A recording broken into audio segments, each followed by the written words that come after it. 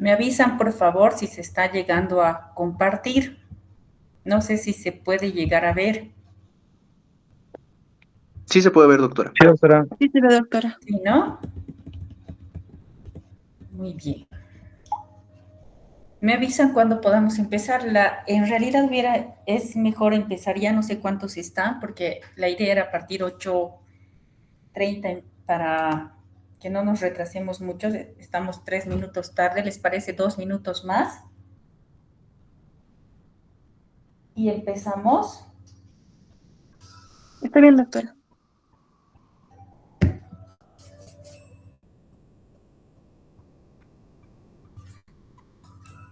¿Qué clases acabaron ya, doctores?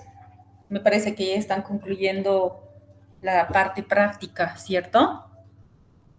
Sí, doctora. De hecho, ya hemos acabado con lo que son prácticas de medicina psicológica, también Ya. en anatomía patológica. Después, algunos grupos en fármacos, si no estoy mal. Y eso es hasta el momento, doctora. Muy bien. A ver, veremos para que se vayan uniendo. Las clases que presentan el seminario el viernes las hacen presenciales, ¿no? O también las están haciendo por Zoom. Presenciales, doctora. Exacto, el día viernes presencial, me parece excelente.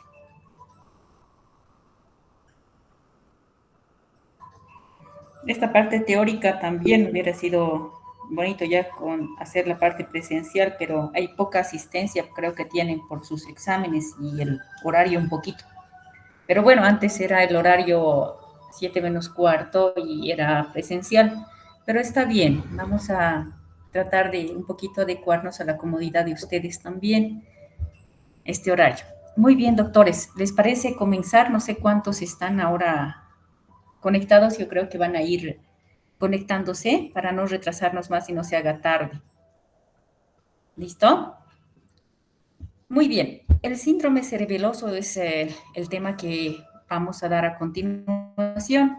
La bibliografía está dada por el libro de Suros, o sea, he sacado parte de la parte teórica y la parte práctica del libro de Suros. En el Argente también está la información y como guía también la guía de exploración física del libro de Barbara Bates. Aquí no menciono al libro de Manual Neurológico de Samuels, ¿ya? Son 4 libros en realidad que he tomado como bibliografía y obviamente la información se ha ido adjuntando para hacer un conjunto y hacer que sea comprensible para ustedes.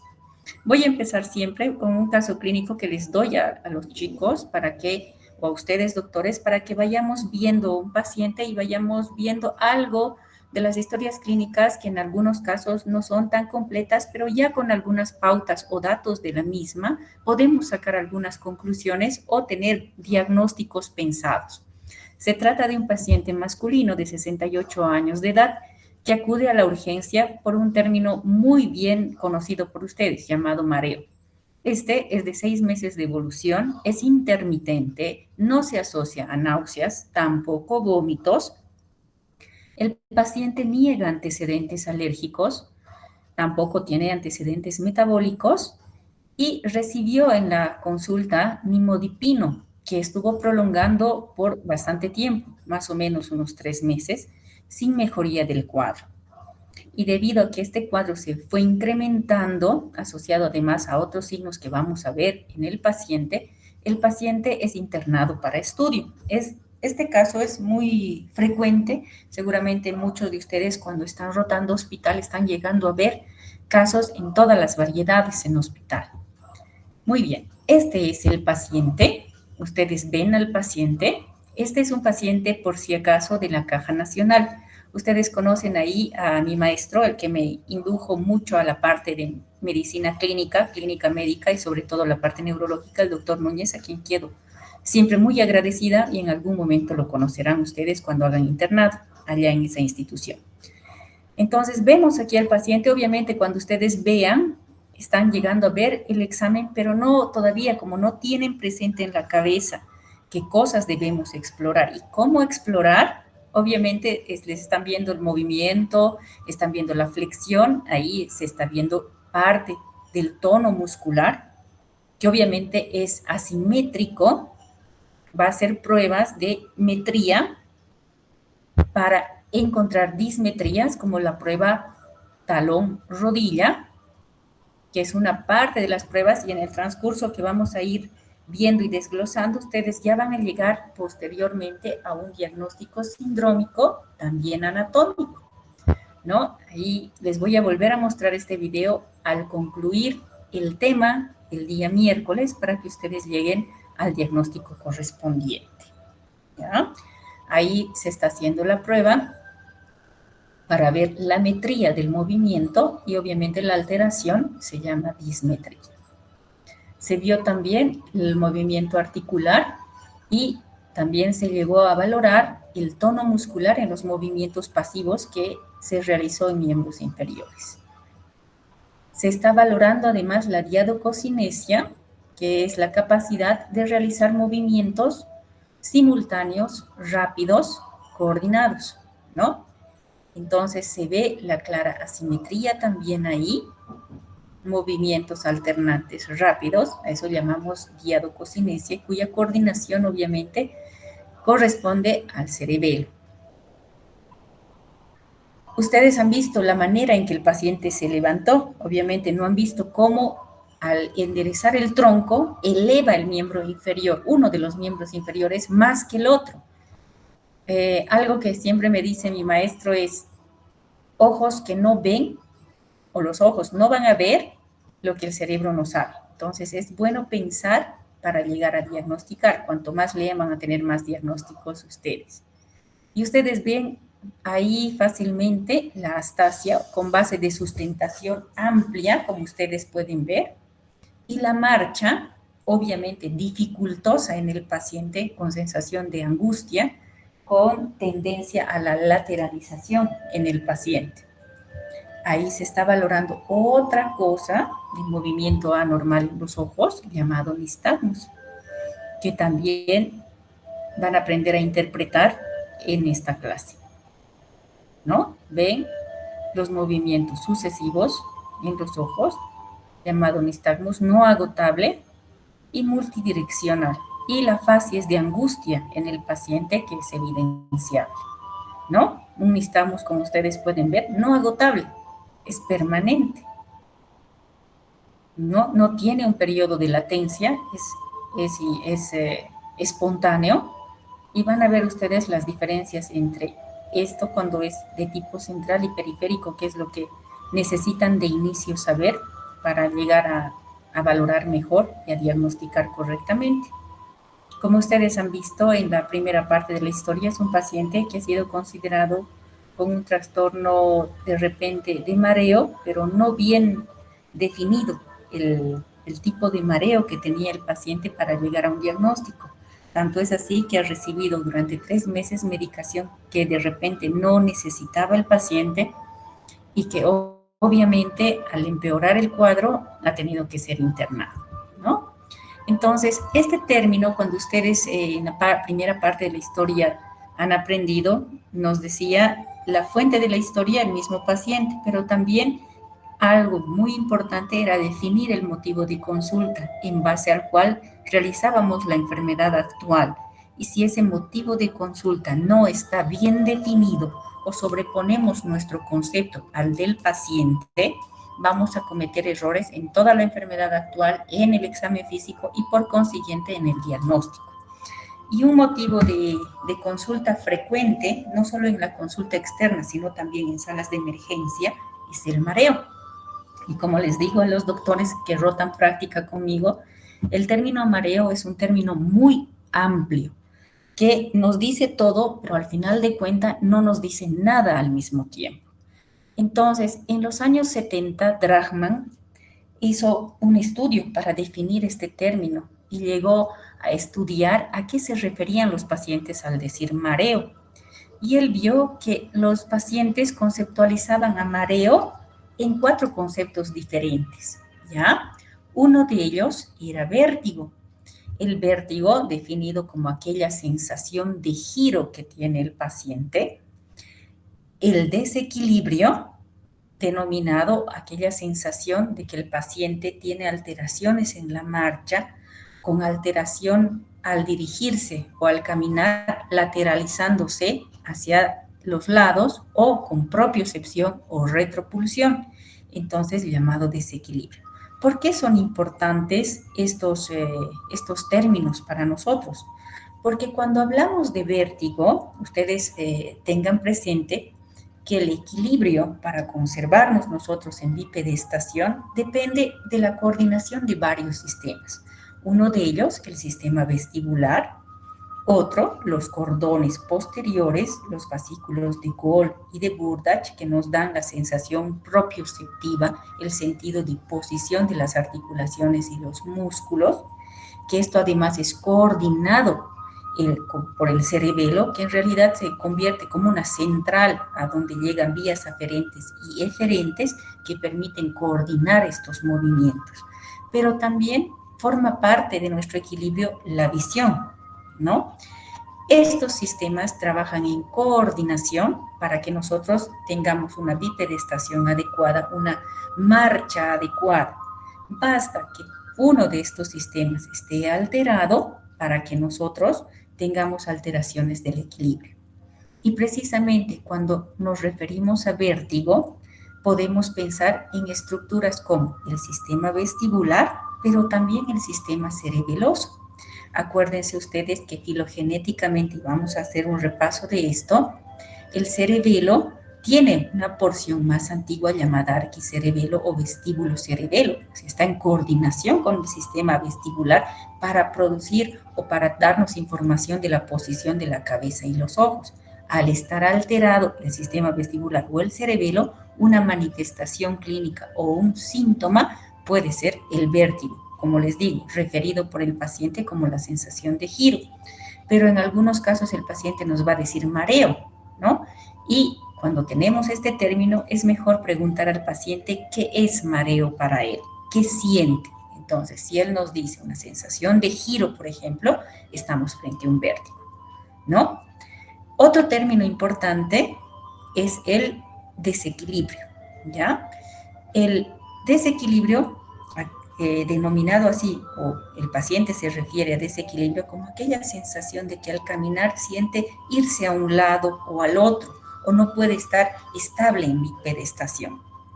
Entonces, otros sistemas intervienen en esto, además del cerebelo, como son los cordones posteriores, ¿no? Entonces, cuando tenemos este concepto referido por el paciente como mareo, pero refiriéndose en sí a desequilibrio, a esa sensación de inestabilidad en la marcha, al tiro tendríamos que pensar en un trastorno sensitivo periférico de cordones posteriores o un trastorno cerebeloso. Por lo tanto, podemos pensar en trastornos periféricos sensitivos, pero también en trastornos cerebelosos, que es motivo de nuestra exposición. Y en cuanto al vértigo, tendremos que diferenciar un vértigo central de un vértigo periférico. Periférico, es decir, aquel sobre todo relacionado con el sistema vestibular, y un vértigo central, obviamente referidas al tronco. Ahora bien, si la medicina fuera tan sencilla, sería fácil. Sin embargo, puede haber vértigos centrales que pueden simular un vértigo periférico. Entonces, vamos a aprender a diferenciar un vértigo central de un vértigo periférico en los siguientes acápites.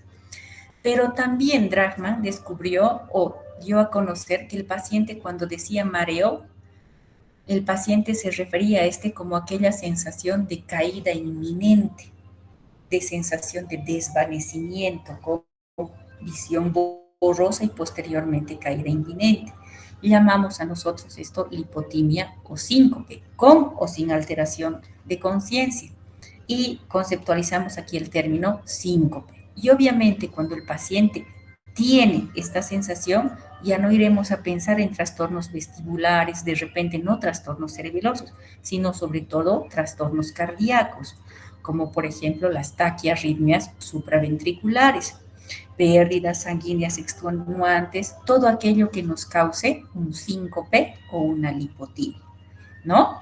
Y finalmente viene el término del mareo mal definido, sobre todo aquel que se presenta en aquellos pacientes con trastornos ansiosos o depresivos, donde Cuando preguntamos a qué se refiere con mareo, el paciente nos conceptualiza como sensación de hormigueo en todo el cuerpo, sensación de que la cabeza aumenta de volumen, o sea, un término muy mal definido. Y obviamente esto se presenta en el mínimo porcentaje. Nuestra obligación como médicos, doctores, es siempre descartar aquellos trastornos que son corregibles o que ponen en riesgo la vida del paciente. Es por eso que les recalco que cuando ustedes tengan el término de mareo en su paciente, pregunten a qué se refiere para conceptualizar en estos 4 términos. El mareo corresponde a vértigo, el mareo corresponde a desequilibrio, corresponde a lipotimia o un mareo mal definido. Respecto a los conceptos actuales, sobre todo de vértigo, esta clasificación de Dragman en los últimos años ha ido complementándose con una serie de test que se hace para ir conceptualizando mejor, tomando en cuenta el tiempo de inicio, tomando en cuenta síntomas agravantes, etcétera. Pero eso es motivo de otro síndrome llamado síndrome vertiginoso. Aquí, en este momento, me interesa que ustedes aprendan siempre a definir muy bien el motivo de consulta, sobre todo cuando hablamos de términos ambiguos como el llamado mareo, donde 2 términos a los cuales se refiere el paciente, vértigo y desequilibrio, nos atañen a la parte cerebelosa. ¿Listo? Ahora bien, ¿por qué es importante esto? Porque como ustedes ven en las consultas de urgencia o en las consultas externas, este término se presenta como motivo de consulta en el 4% de la población. Parece pequeño el porcentaje. Sin embargo, si sumamos en un año, se refiere a 2.5 millones como motivo de consulta estaba el mareo. Y ustedes ven que el mareo obviamente tiene 4 conceptos para el paciente. De estos, como ustedes ven, el 55%, es decir, la mitad de los casos definían a mareo los pacientes como vértigo cuando se hacía este cuestionamiento de qué siente el paciente al decir mareo. Y correspondía a un gasto anual alto, 4 billones de dólares en un estudio realizado por Newman Tucker, esto. ¿Por qué? Porque si nosotros no definimos bien el término, empezamos a hacer exámenes complementarios innecesarios, exponiendo a costos al paciente, retrasando de repente inclusive diagnósticos. Y la mayor parte eran neuroimágenes, tomografías en el 12%. Y de estas neuroimágenes, la que más se pedía en forma incluso a veces innecesaria, la tomografía computarizada, ¿no? Entonces, es por eso la importancia de definir bien el motivo de consulta. Ahora bien, vamos a hablar del término vértigo. Seguramente muchos han tenido esta sensación de giro, que más o menos se relaciona así, ¿no? Cuando un paciente despierta o se mueve, es como si le giraran todas las cosas. Y cuando empezamos a preguntar al paciente, viene así, angustiado. Esta es una paciente de consulta externa, que incluso cierra los ojitos. ¿Y qué nos está diciendo? El gesto que hace incluso con la mano ya nos indica que se refiere a sensación de giro, o sea, vértigo. Cuando preguntan qué es mareo, la paciente inmediatamente muestra con su dedo, le está girando todas las cosas, pero además ahí nos está contando, ya tenía náusea y vómito, y se ve la cara de angustia de la paciente. Acuérdense, la mayor parte del mal llamado mareo, el 44 al 55% corresponde a este término llamado vértigo. ¿Ya? Ahora, vamos a ver. ¿Por qué es importante ahora ya no definir solo que el mareo se refiere a vértigo? El vértigo, doctores, el 3% de estos vértigos por el cual viene el paciente como la señora, son diagnosticados, o sea, mal diagnosticados como vértigos periféricos. Y en realidad se tratan de infartos, sobre todo del territorio posterior, como infartos cerebelosos, donde el debut nos va a indicar la forma de inicio, nos va a indicar a qué corresponde, si tiene un perfil vascular o no. Por ejemplo, un vértigo de inicio súbito, estando bien el paciente, nos llama la atención, corresponde a una bandera roja.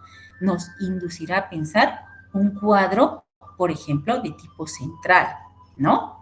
10% de los stroke, o sea, de las enfermedades cerebrovasculares, son mal diagnosticadas cuando el paciente presenta vértigo, porque en nuestra cabeza está que la mayor parte del vértigo son trastornos vestibulares, sin llegar a pensar que hay un porcentaje no diagnosticado que corresponde a trastornos centrales, ¿ya?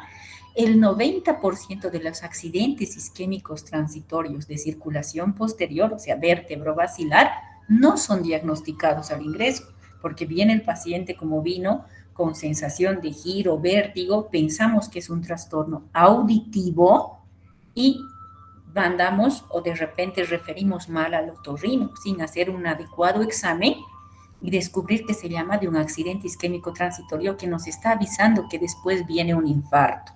Entonces, cuando vean ustedes un paciente con mareo y definido como vértigo, en su cabeza tienen que pensar siempre que no solo se debe a trastornos vestibulares, sino también a trastornos centrales, sobre todo cerebelosos.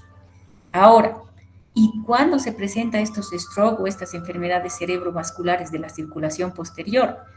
Estas se presentan más en jóvenes.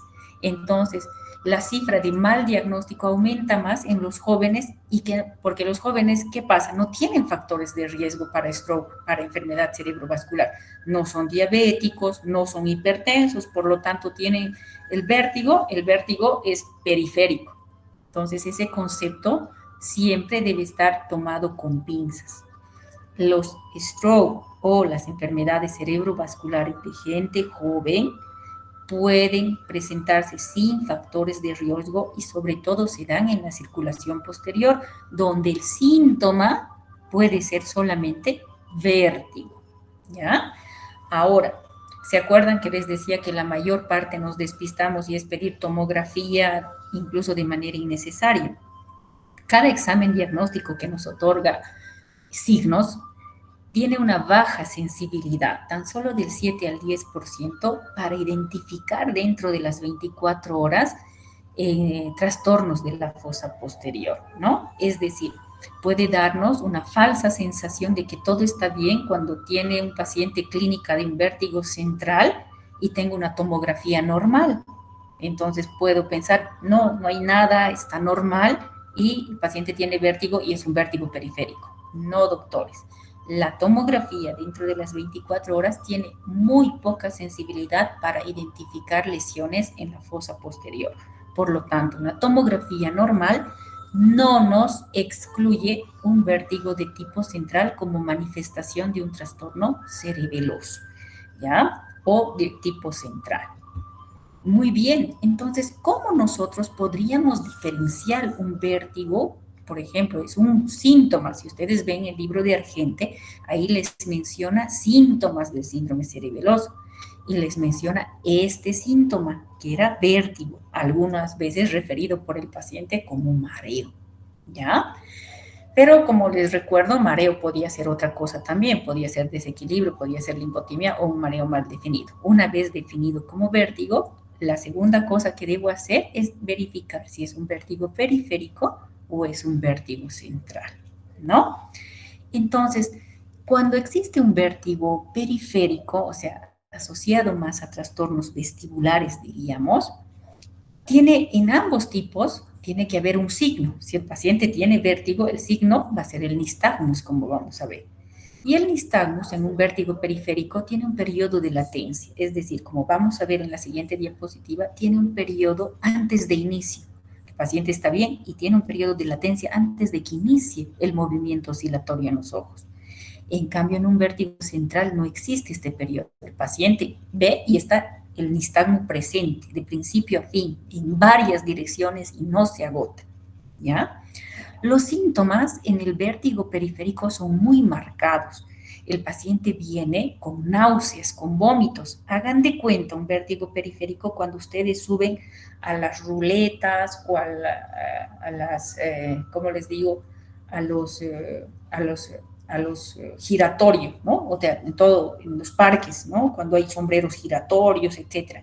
Uno sube y empieza a dar giros Y cuando baja, ¿qué es lo que pasa? Primero, tiene vértigo, le gira todo, y asociado al vértigo, ¿qué es lo que tiene? Tiene náuseas y tiene vómitos. Por lo tanto, la clínica es marcada en un vértigo periférico. A diferencia de un vértigo central, donde la clínica, de repente el paciente no se da cuenta, empiezan a aparecer manifestaciones de primera neurona o trastornos vestibulares que el paciente no se da cuenta, pero sí el clínico al revisar y hacer un examen físico puede llegar a sacar datos, ¿no? El nistagmo, que es una manifestación de ambos tipos de vértigo, es agotable. O sea, a medida que yo voy haciendo una mirada fija, el nistagmo se va a agotar, a diferencia del vértigo central. Y esto pasa, por ejemplo, como les digo a los estudiantes, con los bailarines o los patinadores, los bailarines de ballet, que hacen movimientos circulatorios en su eje, pero al concluir esto, ninguno de ellos cae, precisamente porque tienen un nistagmo que se agota, ven un punto fijo y evita que el paciente caiga, ¿no? Ahora, el nistagmus en un vértigo periférico generalmente es horizontal, no es vertical, a diferencia de un nistagmus del vértigo central. El nistagmus es multidireccional, vertical, horizontal, no agotable, ¿no? El vértigo periférico se agota, dura un tiempo, pero se pierde, se agota, a diferencia del vértigo central, ¿no? En el vértigo periférico no habrá alteraciones relacionadas con el cuadro cerebeloso. Puede haber, claro, al principio sensación de alteración del equilibrio, pero es leve. En cambio, en un vértigo central encontramos determinados signos asociados, como alteraciones en la marcha, lateropulsión, retropulsión, como vamos a ver en los videos, ¿no? Generalmente en el vértigo periférico hay trastorno auditivo, puede haber tinnitus, hipoacusia, a diferencia del vértigo central. Ojo que también hay vértigos centrales que pueden presentar tinnitus o hipoacusia. Acuérdense que tenemos la arteria pica y la aica, que arteria cerebelosa posterior superior, anterior superior, que tienen ramas en el oído interno. Entonces, al producirse un infarto, también nos puede simular este vértigo central, características de un vértigo periférico. Pero obviamente el resto del examen físico, aparte de la anamnesis, nos va a ayudar a dilucidar esta diferencia, ¿no? Ahora, obviamente, en un vértigo central habrá focalidad neurológica, encontraré trastornos cerebelosos, trastornos de primera neurona, etcétera, a diferencia de un vértigo periférico, donde no va a haber focalización neurológica, es decir, manifestaciones neurológicas asociadas. Aquí tenemos el nistagmo y ustedes me van a decir a qué vértigo, porque va a ser participación central o será un nistagmus periférico. Espero que están viendo el video, ¿cierto? ¿Se puede ver bien? Pueden activar, la clase es participativa, doctores, porque, ¿ven? ¿Qué tipo de nistagmus será?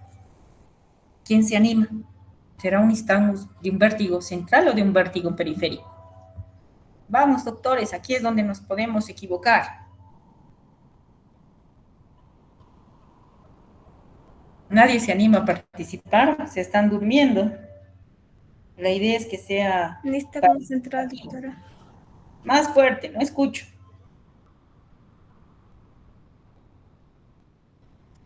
Nistagmus central. Un nistagmus central. ¿El resto qué dice?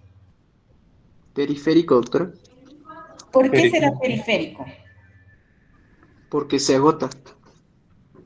Se agota. Perfecto.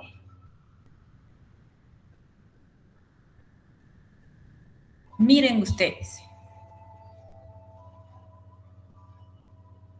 Hay un periodo de latencia. ¿Han visto? Antes de que aparezca el nistagmus, existe un periodo de latencia.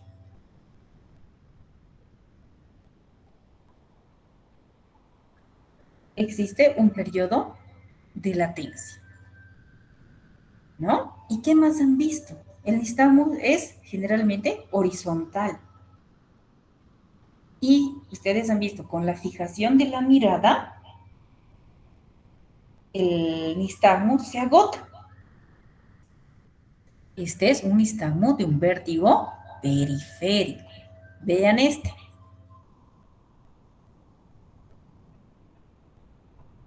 Vean este nistagmo. Uy, nistagmos hay variedad para que ustedes puedan ver. Ahí tienen también un nistagmo horizontal, pero de diferente característica. Vean, es multidireccional. Vertical, horizontal, permanente. No se agota. En cambio, en el vértigo, en el nistagmo periférico, visto que es agotable, generalmente se incrementa la fase rápida y la fase lenta, doctores, nos ayuda a indicar el sistema vestibular adecuado. Por ejemplo, siempre la fase lenta del nistagmo nos indica el lado vestibular afectado y la fase rápida es correctiva. Aquí ustedes van a ver a qué lado es el nistagmo. ¿Será a derecha o a izquierda? Ese nistagmo.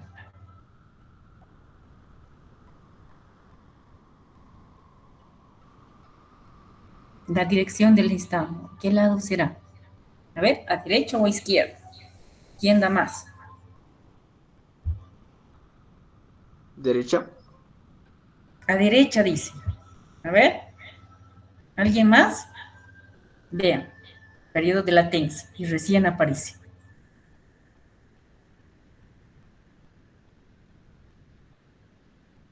Ustedes ven la fase lenta a este lado y al tiro empieza la fase lenta a la derecha y la fase rápida a la izquierda. Trata de corregir. Entonces, cuando hablamos de un nistagmo, nos dejamos llevar por la fase rápida.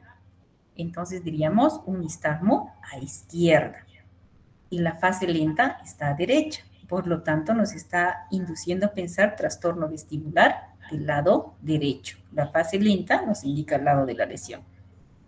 ¿Ya? No se olviden eso. Muy bien. En el síndrome cerebeloso puede haber manifestaciones, doctores, propias por alteraciones propias del cerebelo, pero también puede ser signos y síntomas relacionados a otras enfermedades, una cerebritis infecciosa por el sarampión, por ejemplo, el alcoholismo, es decir, darnos trastornos cerebelosos por otras enfermedades. ¿Ya?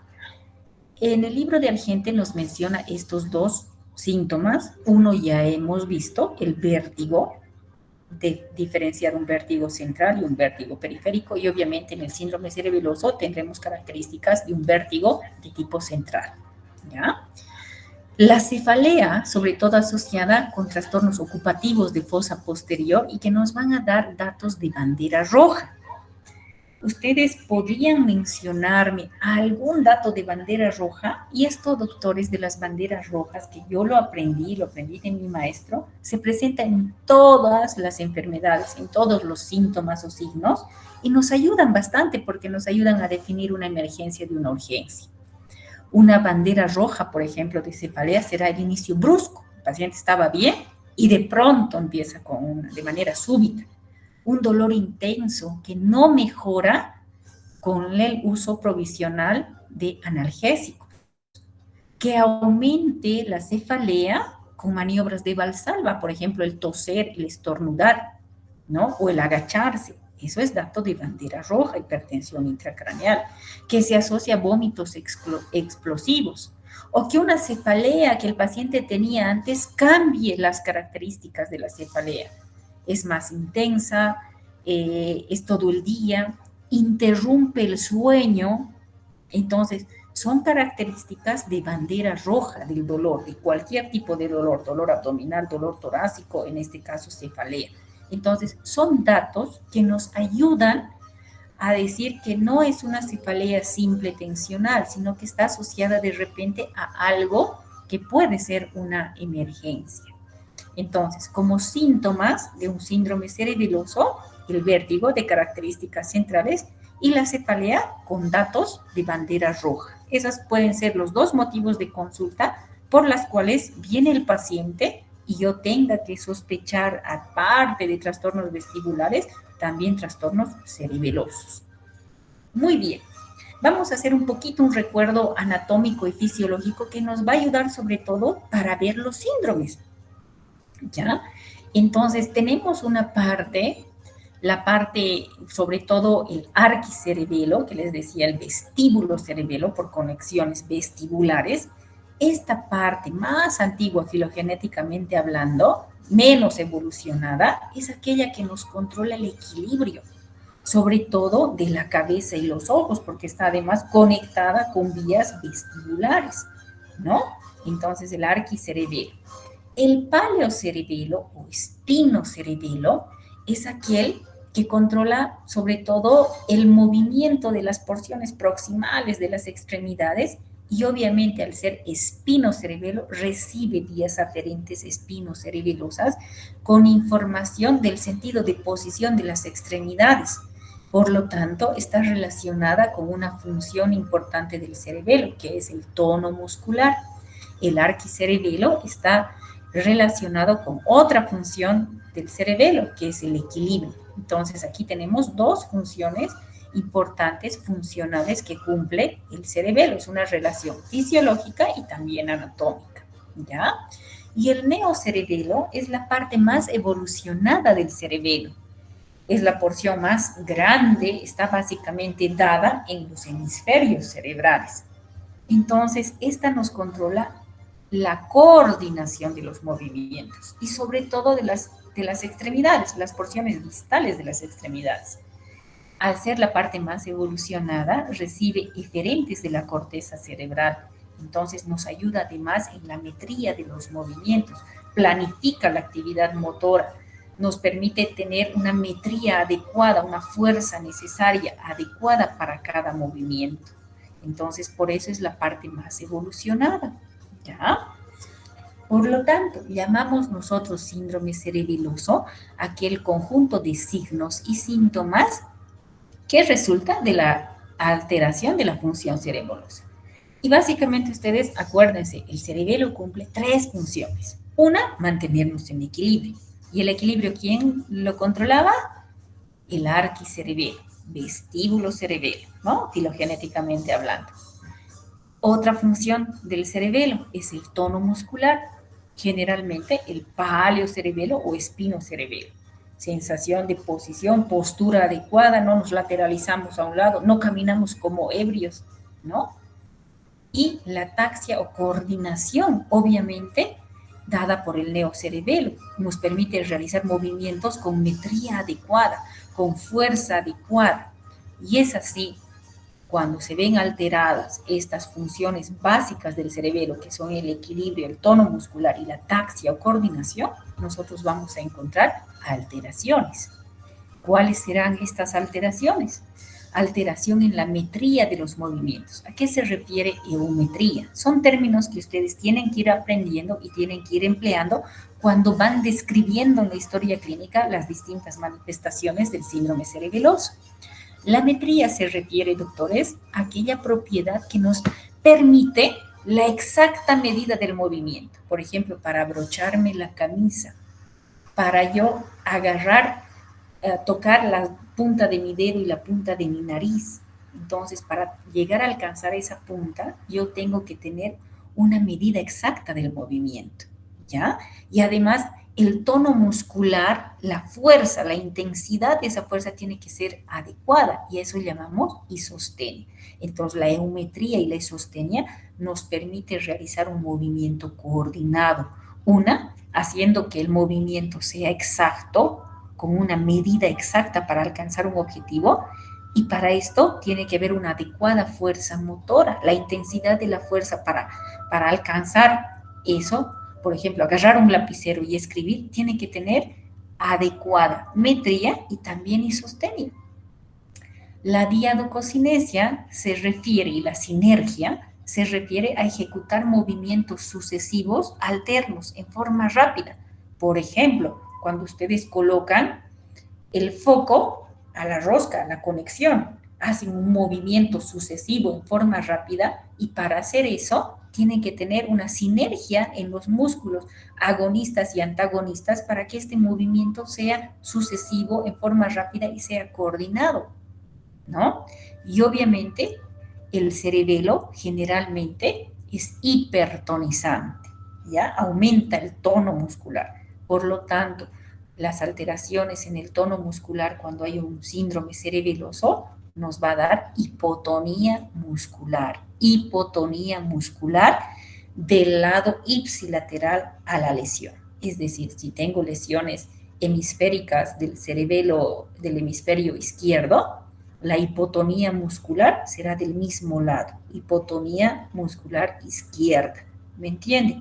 El cerebelo, no se olviden, por lo tanto, generalmente es hipertonizante y su lesión, por lo tanto, nos produce hipotonía.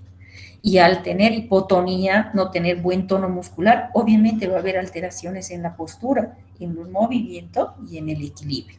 Siempre les digo a los doctores, la parte fisiopatológica está tan íntimamente relacionada a la parte semiológica, porque gracias a ese conocimiento ustedes van a ir a buscar signos y van a explicar a qué se deben esos signos y síntomas, ¿ya? ¿Cómo evaluamos a un paciente? Aparte de hacer la anamnesis, buscar esos dos síntomas que generalmente se presentan en el paciente, realizamos una evaluación viendo la coordinación estática, vamos a valorar la coordinación dinámica y obviamente la sinergia de los movimientos a través de determinadas pruebas y conociendo determinados términos, por ejemplo, astasia, cómo es el temblor, la hipotonía muscular. En la coordinación dinámica valoraremos la marcha, la diadococinesia, las dismetrías, porque no va a haber metría en los movimientos. Realizaremos movimientos en la sinergia del movimiento para realizar alguna actividad. Las pruebas de trazo horizontal, incluso en la escritura e incluso en el habla. Por lo tanto, cuando ustedes evalúan un paciente, empiezan a evaluar desde la entrada del paciente a su consulta, la manera, la postura, la marcha del paciente. Valorarán incluso el habla del paciente, porque va a haber manifestaciones como el habla escandida, entrecortada en un paciente cerebeloso. Cuando le tomen para que firme la receta que ustedes le van a dar, verán la escritura, porque va a haber trastornos en la escritura. Entonces, la evaluación, como siempre les digo a mis estudiantes de práctica, empieza desde la postura del paciente al ingresar a la consulta o la posición que adopta en la cama. Entonces, la parte semiológica empieza siempre desde la inspección, ¿ya? Muy bien. ¿Cómo vamos a valorar la coordinación estática? ¿Ya? Vamos a aprender un término que se llama astasia, ¿ya? Astasia se refiere a que el paciente, normalmente ustedes cuando se paran erguidos y rectos. Pero ¿qué pasa? ¿Qué ven aquí? Van a ver esta paciente y me van a decir qué están viendo en la paciente. Entonces, siempre se aprende mejor viendo. Entonces, no es una marcha normal primero, ¿no? No es una marcha normal. Notan en la paciente algo. Tiene tendencia a la lateropulsión, a un lado y al otro. Tanto que, miren, necesita ayuda para caminar, ¿no? Pero ¿qué más han visto al principio? ¿Ve? Tiene tendencia a la lateralización. La hija la trae por este trastorno, ¿ve? Y se ve con fases de angustia, tiende a cerrar los ojos, ¿ven? Pero ¿qué hemos visto al principio? Vean esa base de sustentación amplia para caminar. Anda con los pies separados. Entonces, a esa base de sustentación amplia, cuando está parada la paciente o para caminar, llamamos astasia. Y obviamente las desviaciones, ¿no? Desviaciones. Con el paciente cerebeloso tiene tendencia a la lateropulsión, derecha o izquierda, retropulsión. Vean este otro paciente. El paciente del caso clínico. Vean esa, ahí está mi maestro. Vean la astasia, la base de sustentación, como el paciente tiene trastorno cerebeloso, ¿cómo es la base de sustentación? Amplia. Y cómo van a ver ahí ya, incluso, y van a ver en el video completo que al finalizar la clase vamos a ver, la marcha de ebrio. Ven cómo abre las manos el paciente para tratar de caminar con sensación de lateralidad hacia el lado derecho. Ahora bien, la prueba de Romberg que vamos a ir viendo no denota una ataxia cerebelosa, un trastorno cerebeloso. No es propia de trastornos cerebelosos. No hay Romberg en el trastorno cerebeloso porque no es compensada con la alteración en la visión. ¿Ya? La prueba de Romberg, voy a explicarles a continuación. Primero vean cómo se realiza la prueba de Romberg. Este es un paciente sano. Esto está en el libro de Bárbara Bates, doctores, que cuenta además con un CD que además de la información teórica, tiene videos.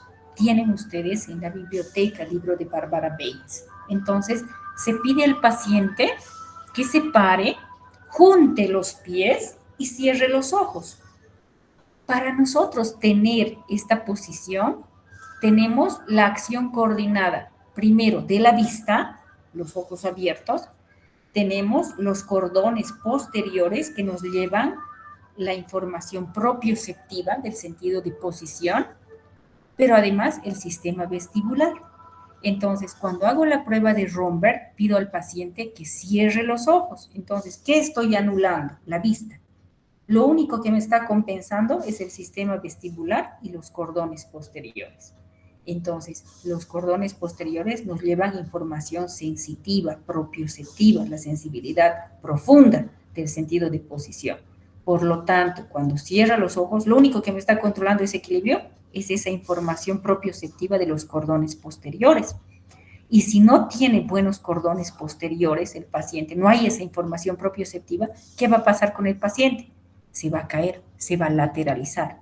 Por lo tanto, la prueba de Romberg nos permite valorar una ataxia sensitiva, no una ataxia cerebelosa. ¿En quiénes se presentan la prueba de Romberg? ¿En quiénes es positiva la prueba de Romberg? En pacientes que tienen trastornos de la propiocepción de los cordones posteriores. Y ustedes con seguridad han visto en la consulta externa, en las salas de internación, los pacientes diabéticos. Los pacientes diabéticos con neuropatía periférica avanzada no tienen, debido a la neuropatía, no tienen esa información propioceptiva. Por lo tanto, si hago una prueba de Romberg a un paciente con neuropatía diabética, ¿qué es lo que va a pasar? Va a tener una prueba de Romberg positiva y no es cerebeloso, ¿no? Lo mismo pasará en el tabés dorsal antes de la sífilis, ¿no? En el tabés había alteración de los cordones posteriores y por lo tanto el paciente tenía Romberg, ¿ya? La prueba de Romberg, y aquí está bien descrita por Romberg, es una prueba que se realiza en el paciente en bipedestación, como hemos visto.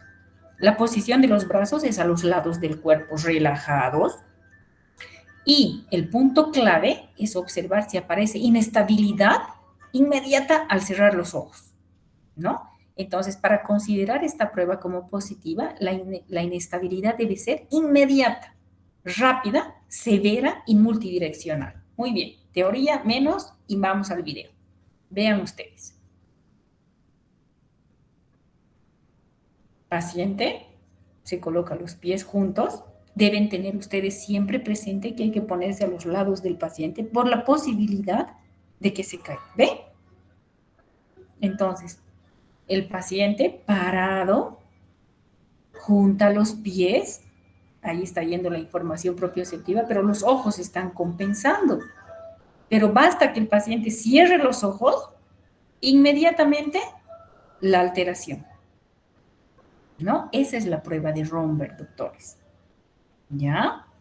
Inmediata. Vuelvo a decir, nos permite valorar una ataxia sensitiva, propiocepción, cordones posteriores, no alteración cerebelosa en el paciente. El paciente cerebeloso ya está con astasia, ya tiene base de sustentación amplia. Le digo que cierre los ojos, no se va a caer el paciente. Por lo tanto, el Romberg es negativo en un paciente cerebeloso. Vean, inmediatamente, multidireccional. como nos dice la teoría y como nos ha descrito Romberg. Paciente a los lados, relajado, apenas cierra los ojos, existe la desviación multidireccional. ¿Está claro, doctores? Esto debe quedar claro para ustedes. La prueba de Romberg es comúnmente realizada en la clínica neurológica. Se utiliza para valorar la integridad de la vía propioceptiva en nervios periféricos, no los fascículos posteriores de Gold y de Burdach.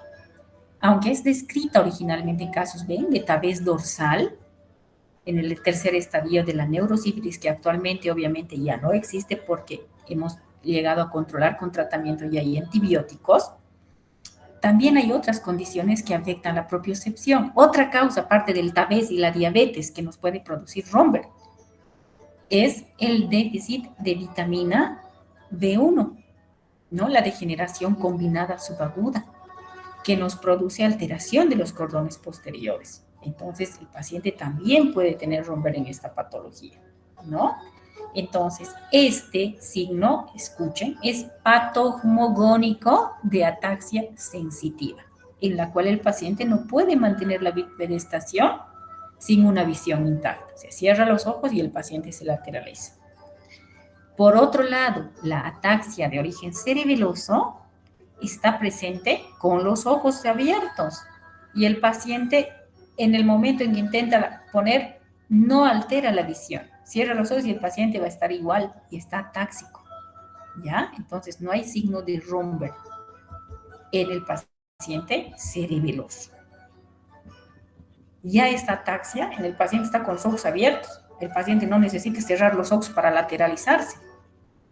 Ustedes han visto al paciente en el video. El paciente está en bipedestación, está andando con la astasia y no necesita cerrar los ojos para lateralizarse. Por lo tanto, no hay signo de Romberg en el daño cerebeloso. ¿Está claro? Ataxia cerebelosa, Romberg negativo.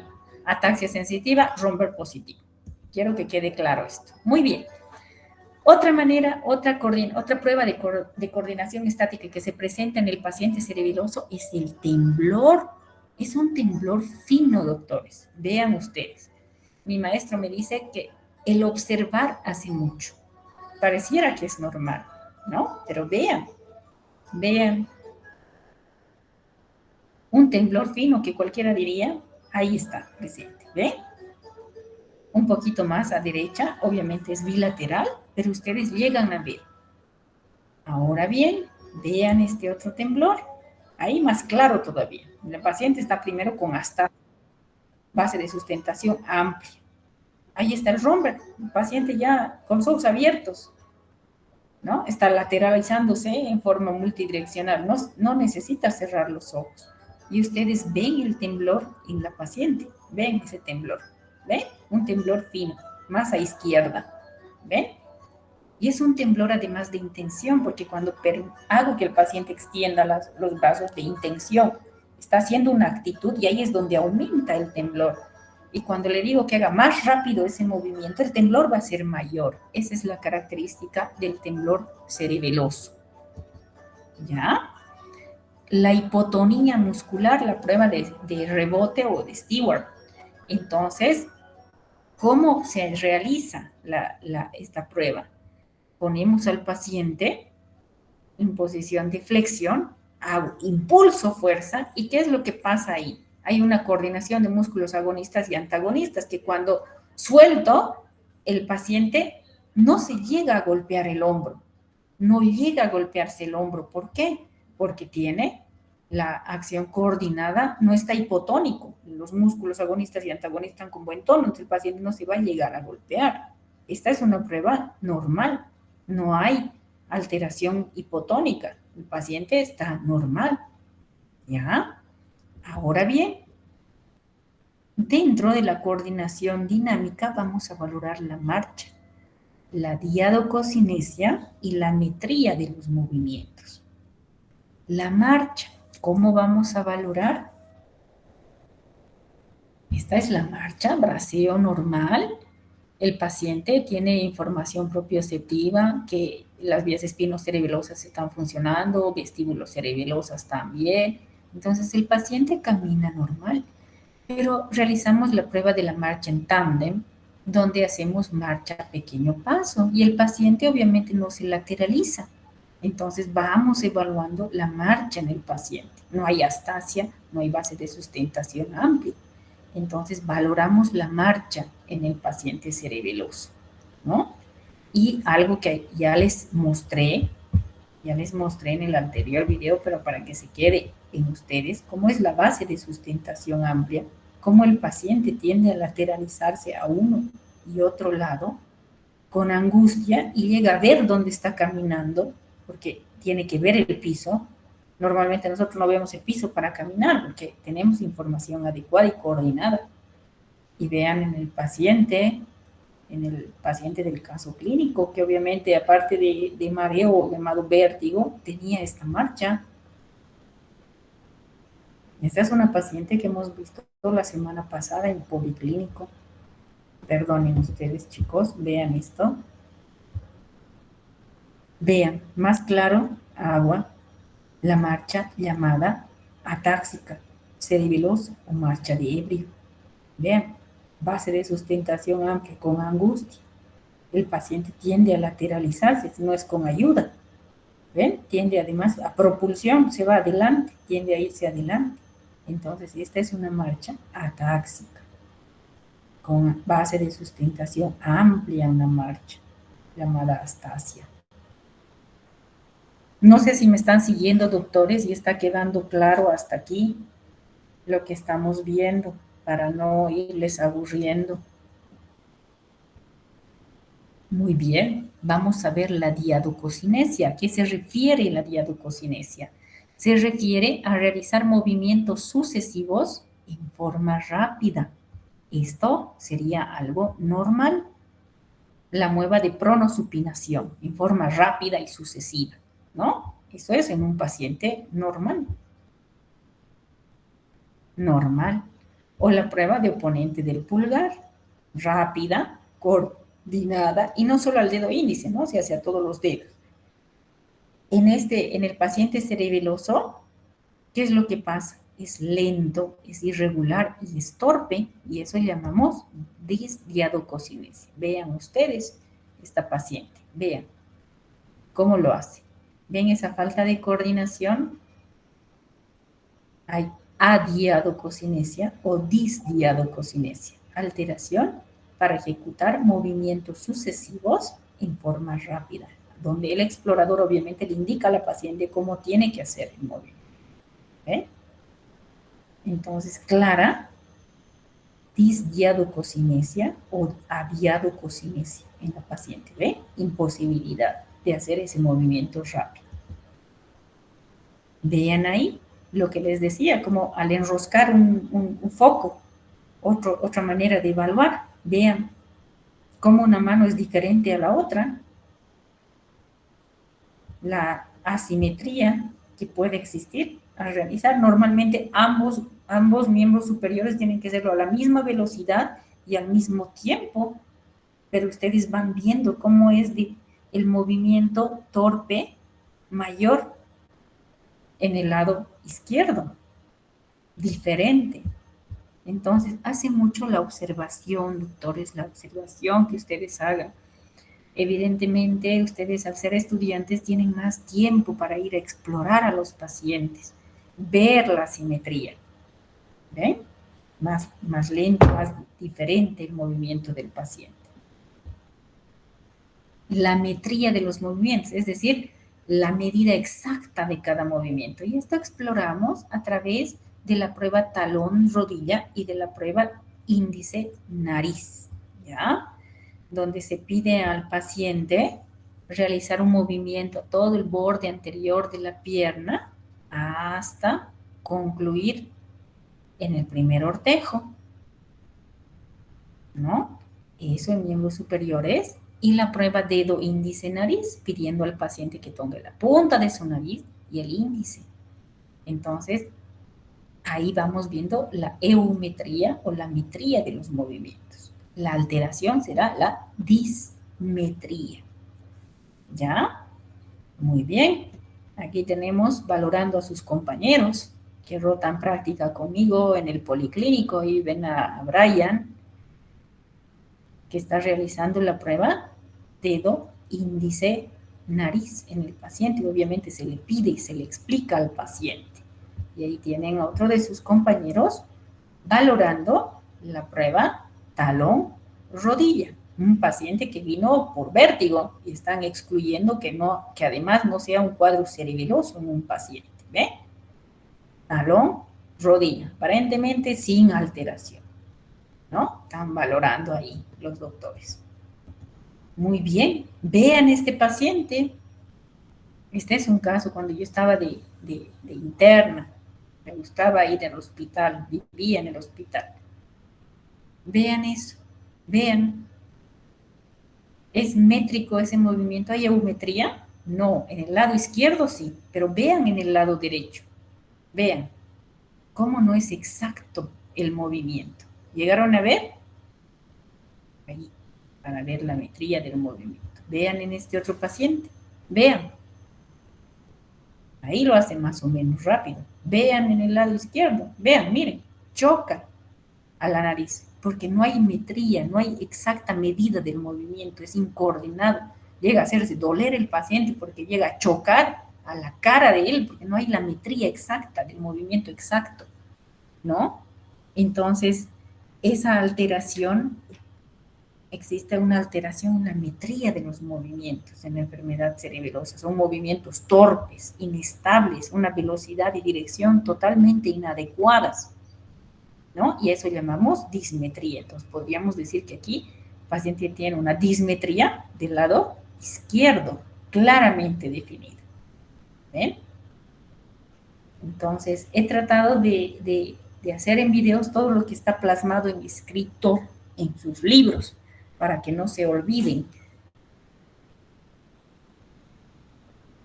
¿Ven?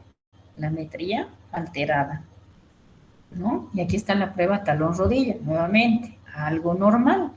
Y ahora se está haciendo y se está indicando al paciente para que lo haga. Primero siempre explicamos al paciente el movimiento que queremos. Vean esa prueba, talón-rodilla, aparentemente bien, pero vean ese lado izquierdo, vean cómo la fuerza del movimiento y la ataxia no hay. Vean, choca a la cama, o sea, alza demasiado la pierna y vean cómo es el movimiento de torpe en el lado izquierdo del paciente, ¿no? Esa es la prueba del talón rodilla para valorar la metría o la eumetría, y obviamente su alteración se llama dismetría. ¿Listo? Muy bien. Tenemos otras pruebas también para valorar la sinergia del movimiento, que está esto manifestado en el libro de la gente. La prueba del rebote de Stewart Holmes, que ya vimos, donde valorábamos además la tonía y la sinergia de movimientos. La prueba de extensión de tronco, la prueba del trazo horizontal, la escritura y la palabra escandida, y obviamente el nistagmus. Vean ustedes, esto no pude conseguir un video, voy a tratar. En el grado de la pequeña sinergia, la prueba de flexión del tronco, y eso lo van a ver en el paciente cuando acabemos la clase, y ustedes se van a dar cuenta cómo se levanta. Dice que al paciente le pedimos que cruce los brazos, y cuando intenta levantarse el paciente, uno de los miembros superiores se eleva, ¿no? Se eleva el miembro superior. Y ustedes en la primera parte del video que les puse del paciente, van a ver cómo se presenta esto de prueba de flexión del tronco, ¿no? La prueba de flexión de la pierna dice que el paciente de cúbito dorsal, nosotros tratamos de que el paciente con la pierna flexionada por la hipotonía choque a la nalga, pero dice que estos movimientos son tan amplios, totalmente incoordinados, que llega a golpearse de forma brusca a la cama y después a la nalga del paciente. Y la prueba de inversión del tronco, cuando pedimos al paciente que se haga hacia atrás, acuérdense que hay retropulsión. Entonces, lo normal es que el paciente llegue a flexionar las rodillas para evitar caerse, pero esto no pasa en el paciente cerebeloso. El paciente puede llegar como una tabla sin llegar a flexionar las rodillas, ¿no? Y además el paciente, como tiende a la retropulsión, tiende a hacerse atrás cuando está caminando, y los miembros inferiores ir adelante con pasos torpes. Entonces, ¿qué es lo que tienen que hacer los familiares? tienen que irse incluso adelante para agarrarle de las manitos y el paciente tenga que caminar, porque si no hay una retropulsión. Entonces, eso es propio de un cuadro cerebeloso, ¿ya? La prueba del trazo horizontal. Normalmente dice que trazamos con el lápiz, le hacemos trazar dos líneas paralelas. Y le digo al paciente que una de esas dos líneas. La persona normal llega al límite, pero dice que en una persona, además por el temblor, este trayecto es irregular y por el mismo temblor de intención, el trazo horizontal sobrepasa a la línea, ¿no? Entonces, eso es característico de un paciente con trastorno cerebeloso. Y ahora van a escuchar la disartria o la palabra escandida, una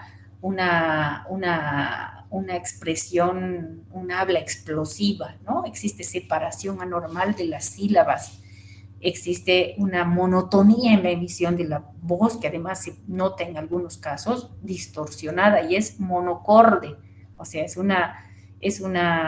un habla en el mismo tono, pero entrecortado. Vean, escuchen ustedes. No sé si se escucha.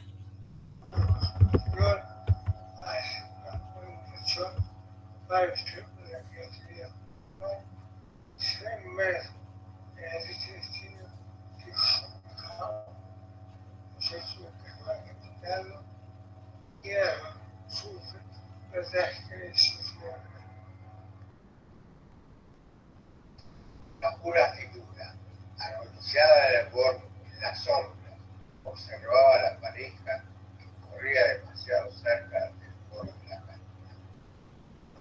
La pura figura, arrodillada en la sombra, observaba a la pareja que corría demasiado cerca del borde de la cantina. ¿Escucharon, doctores? Vamos a volver a ver.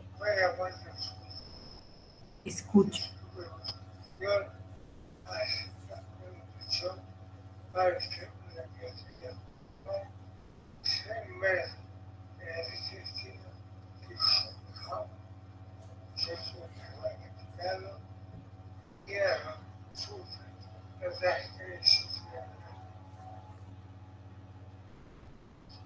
La pura figura, arrodillada de borde en la sombra, observaba a la pareja que corría demasiado cerca del borde de la cantina. Una figura arrodillada en la sombra, observaba a la pareja que corría demasiado cerca del borde de la cantina. ¿Escucharon, doctores, esa habla diferente, monocorde? Entonces, esa es un habla llamada escandida, ¿ya? La palabra escandida, atáxica, porque obviamente los músculos que participan en la fonación están alterados, no hay buen tono muscular, hay una sinergia al respecto, ¿ya? Ahora, de estas pruebas, doctores, la metría y la dismetría, y esto está establecido, es una prueba muy, muy sensible de un trastorno cerebeloso. Y nos dice que puede ser una de las primeras manifestaciones en un trastorno cerebeloso, la alteración en la metría de los movimientos. No se olviden, pregunta de examen, la dismetría o la eumetría, la alteración, es una prueba muy sensible y temprana del trastorno cerebeloso, la dismetría. ¿Listo? Y el nistagmus. ¿Cómo era el nistagmus en un trastorno cerebeloso? No tenía periodo de latencia, es multidireccional, no es agotable, ¿no? Vean el nistagmus, multidireccional, no hay periodo de latencia, es permanente, no se agota, es horizontal, vertical. Entonces, ya asociada en el paciente han visto base de sustentación amplia, marcha de ebrio, dismetría, o sea, si sabemos qué vamos a buscar en un paciente cerebeloso, no nos vamos a equivocar, ¿ya? Así me enseñó mi maestro la parte neurológica, muy bien, me hizo gustar esta parte. Entonces, acá esto está en el libro de Bárbara Bates en el video, un resumen para valorar la coordinación de movimientos. Ahí están viendo pronosupinación rápida, movimientos rápidos, diadococinesia, ¿verdad? Movimientos alternantes rápidos, ¿no? En un lado y en el otro. Y han visto la alteración en el trastorno cerebeloso, ¿no? La prueba índice, pulgar, para ver, además del temblor, la fuerza que realiza el paciente ahí para el pinzamiento del pulgar. ¿Ya? Después vemos que prueba dedo, índice, nariz, prueba talón, rodilla. ¿Qué valoramos ahí? La metría, el trastorno llamado dismetría. Y cuando veamos los síndromes van a ver qué facilito es diagnosticar un síndrome cerebeloso. Ahí es para ver si hay temblor de intención y también la metría de los movimientos, ¿no? Igual que la prueba dedo, índice, nariz, con los ojos abiertos y obviamente con los ojos cerrados. El paciente cerebeloso ya con los ojos abiertos no puede realizar ese movimiento, ¿no? Movimientos alternantes rápidos es igual que la prueba pronosupinación, pero asociada a miembros inferiores, ¿ya? Es esto para miembros inferiores. Y les mostré el video de pronosupinación rápida, movimientos alternantes rápidos, eso en miembros inferiores. La prueba talón-rodilla para valorar dismetrías, la metría de movimiento, ¿no? De la rodilla hasta el primer ortejo. Esa es la manera correcta de realizar. Desde rodilla, borde anterior de la tibia, hasta llegar hasta el primer ortejo. Entonces, ven cómo es la parte normal. Y obviamente la marcha,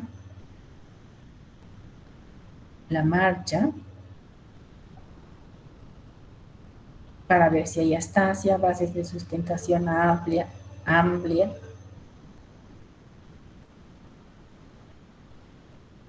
si hay lateralidad, lateralización, lateropulsión, retropulsión o propulsión, la marcha en tándem, a paso corto,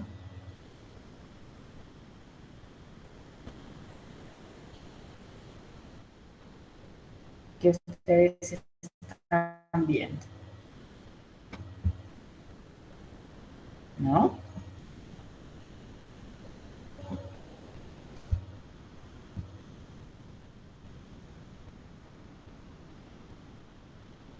Ver la prueba de Romberg, que nos sirve, habíamos dicho, para una ataxia sensitiva más no cerebelosa. Y ahí un sensibilizado, ¿no? Donde además está valorando la propiocepción.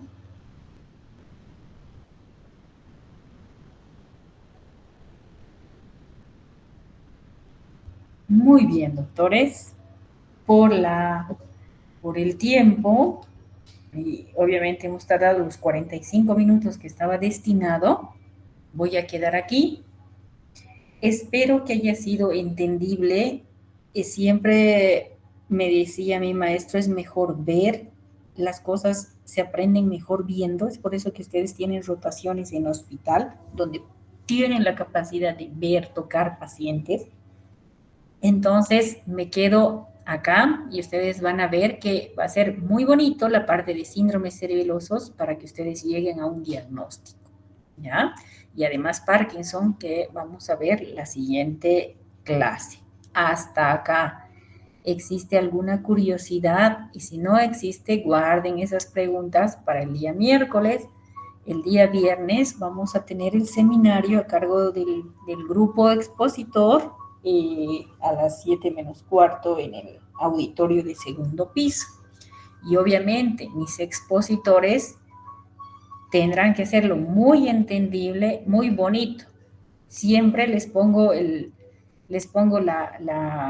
ahí les tiro la piedra para que lo hagan mejor, ¿no? La idea es que siempre ustedes lo hagan mejor. Eso es esperable en ustedes. Muy bien, doctores. Espero les haya servido estas manifestaciones cerebelosas para luego entrar a síndromes propiamente dichos. Muy buenas noches y vayan a estudiar.